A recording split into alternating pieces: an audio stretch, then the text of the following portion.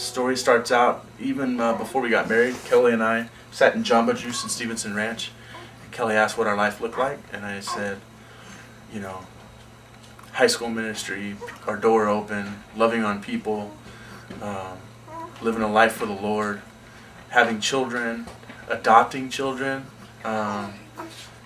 Pray about it. And so about March, April, we started praying about adoption. And then in May, both Kelly and I, we went out to dinner, talked, and said, well, maybe we adopt now. You know, maybe that's what the Lord wants for us, and we want to submit to that will. And it's obvious we're not having children right now, so if we can, let's maybe start thinking about adoption. So we came home. I think maybe that night, maybe the next day, Kelly and I both on our Facebook just put, if anybody knows any information, how to get started, different ways to adopt, just give us any information.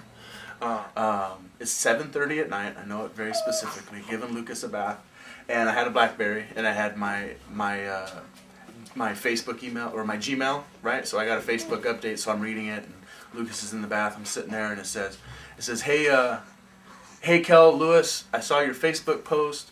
My sister works for this maternity house. There's a woman in her house that is pregnant with twins. Babies due July 23rd.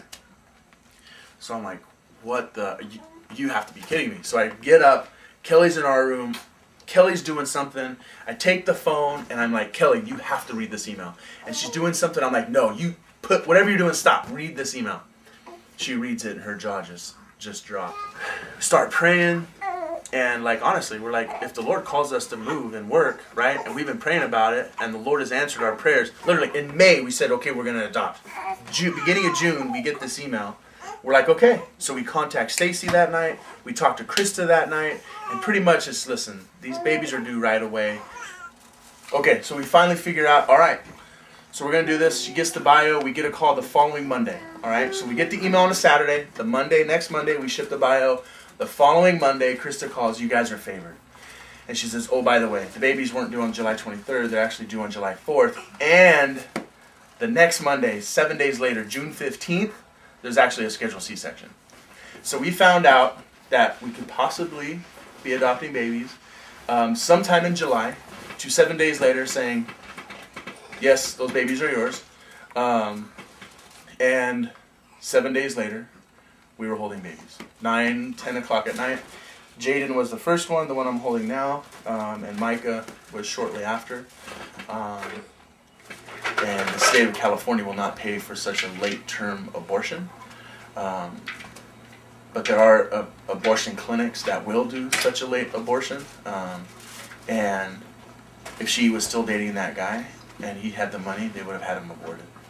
So even just seeing how she had broken up with this guy, the relationship had ended. She was on Medi-Cal. She didn't have the money. It's just continue to see the Lord's hand protecting these two little boys. Again, as I said, Kelly and I thought we would wait to adopt after we had our own children.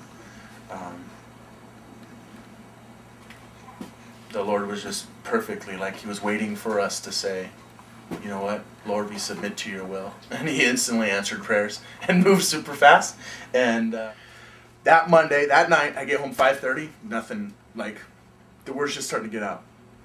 I have an elder meeting at 6. I leave. By the time I get home at 10 o'clock, our house looked like a bomb went off.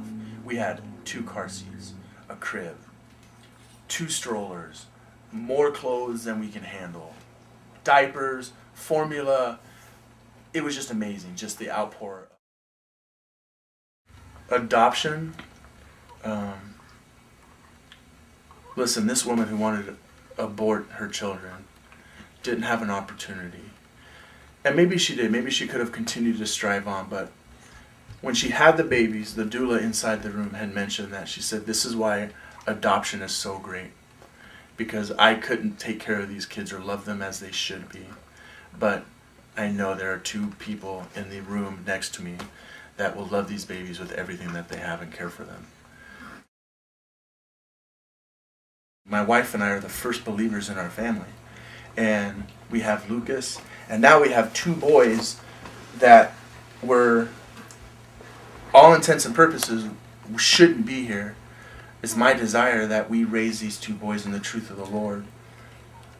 that they understand the graciousness of the Lord, even sparing their lives, and let alone us as parents, just their lives being spared, and that they would grow up understanding their need for Jesus and live for Him, and now start a whole nother generation.